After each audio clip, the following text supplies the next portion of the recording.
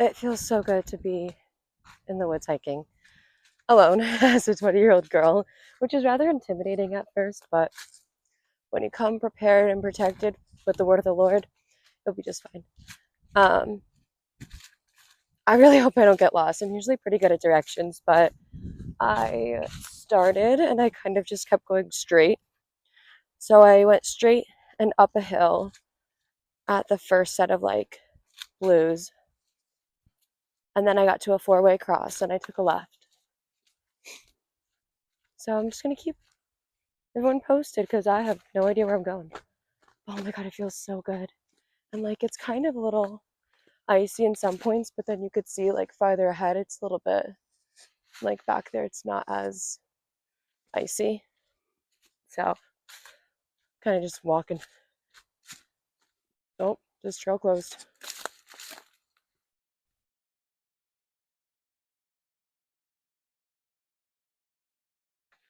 Does that mean it's closed that way?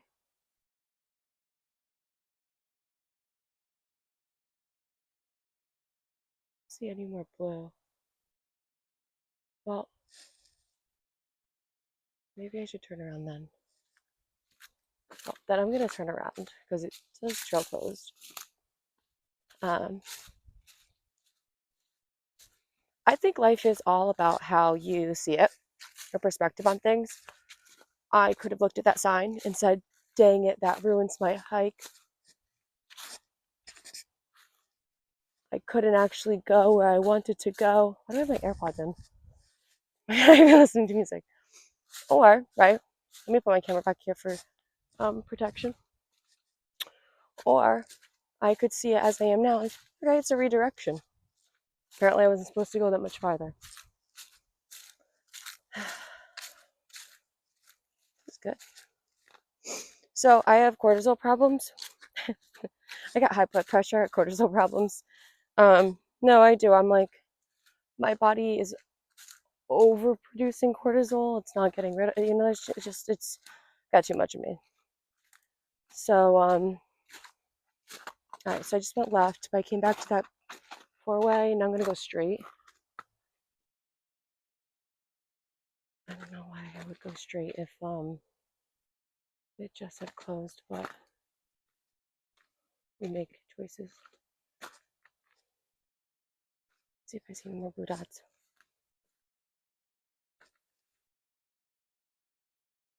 Yep. I figured they would have put a sign back there too.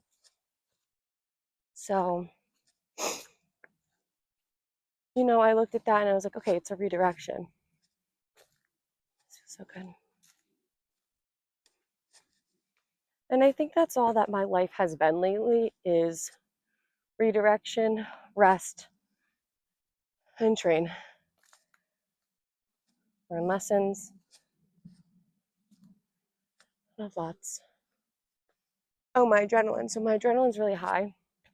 Oh. And activities like this are good because it helps me train my body to produce cortisol, but it trains it like teaches me how. Oh, am I really this out of breath? Teaches me how to produce this cortisol because sometimes I produce it like way too much unnecessarily. And that can definitely harm my body.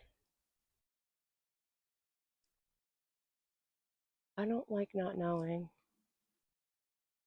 All right, I'm gonna go back. I'm not gonna make it anywhere on this trail.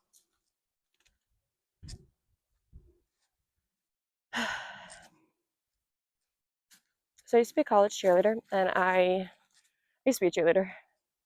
Not college, I did All-Star too. And let me tell you, that messes up your cortisol, dude, because you have to teach yourself how to get hype and how to exert that hypeness, even if a hype is not necessary. And it's like, I used to be, and just dunzo, right? Like 2 hours of sleep. I cannot tell you. I used to calculate hours like, okay, I have, if I have to be up at 2 a.m., I should stop around 1:30 a.m. Don't tell my coaches. You can tell them. They kicked me off anyway. So that, oh, boo. That fucked me up. And it was fun to be a cheerleader because, oh my gosh, deja vu. It was fun to be a cheerleader because I got to meet so many people. I got to experience so much. I got to do so much. Like, there was a lot that came with it that at the time I truly perceived as opportunity, sacrificial opportunity. And now I look back on it, it was like a cult. Like, if I were to tell you the things that I repeated in my head over and over and over to get me to perform, that's like ridiculous. The stuff that I was told or I had ingrained in my head because I was like, oh, that this is gonna help me. This is gonna get me to be where I want to be. This is what I want. I want to be putting on this little mini skirt, running around, jumping up and down, screaming. I mean, what does that even depict of a human being? You know, I wasn't me. Cheerleading had nothing to do with Courtney. Courtney was a cheerleader, and I think that's where being so invested in something can be a good thing, but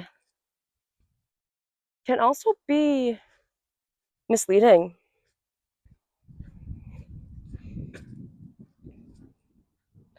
There's a couple reasons why I started cheering, but primarily, and I can tell you, I remember running. Literally, I was getting to the shower during this exact moment, but it had been kind of a thought that had been growing, and um, all, and that thought was, everyone loves cheerleaders, and I remember being so invested in becoming that, persona, not a cheerleader persona, but to become that strong woman that I always looked up to, becoming someone who people say I couldn't be, becoming the person that I thought I couldn't be. And getting older, I forgot that that's why I started cheering. Now, I do have a story as to being a cheerleader and why I stopped, why I couldn't cheer anymore. Not to say I couldn't, because after this happened, I actually got back up and I did it again. But it was a conscious decision of me to no longer pursue that path because I realized what it was doing to me. What, a role like that can do to anyone, especially when you're so wrapped in, especially when you think the outcome is greater than the input, especially when you think there's no harm, no pain, no gain.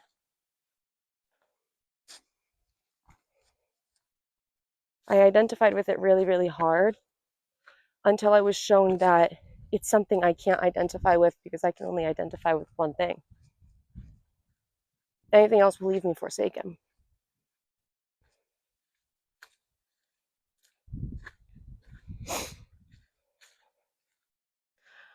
So while I love being a college cheerleader and an all-star cheerleader,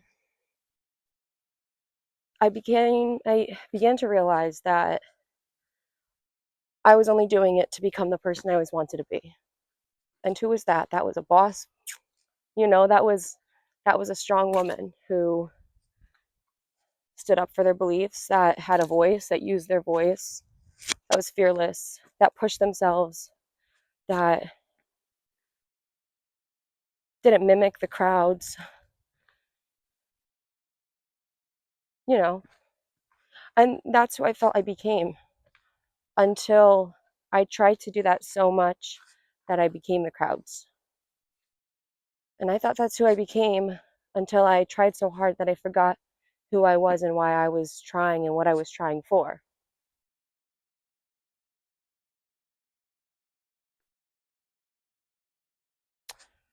It's a car horn. So I can no longer cheer. Not only because I'm 25 and I'm old, and my body's just completely given out, but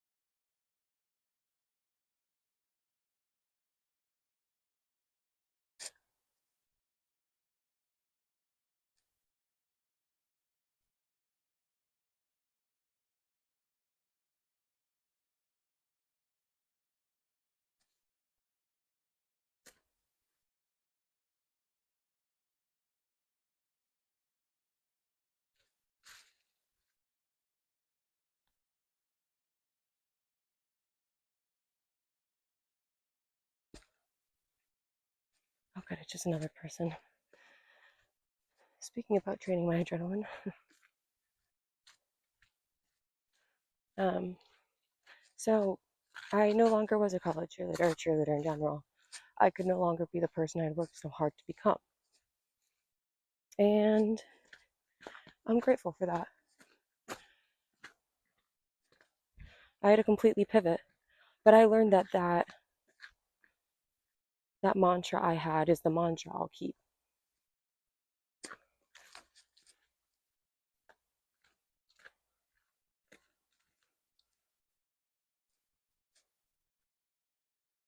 As a 20-year-old girl, 25-year-old girl, I'm stuck in my phone. It was scary for me to hear a noise, to hear other feet.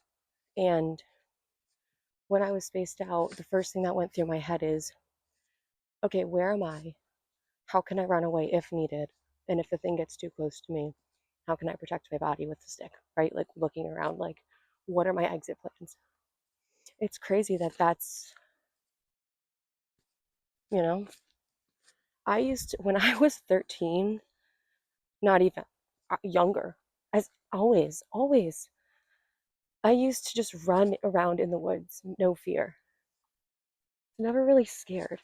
I looked over my shoulder here or there, but when there was an animal, like my instinct was so good, right? As most of us probably were, especially as kids and especially this generation. And I can't speak for the generations before technology really bursted, but I've lost a little bit of that instinct. Why? Maybe because I've been chasing and pursuing the things of the world and not the things of the world, like of the earth. So it's a little hike thoughts for you. I know. Thanks for walking with me. It was fun.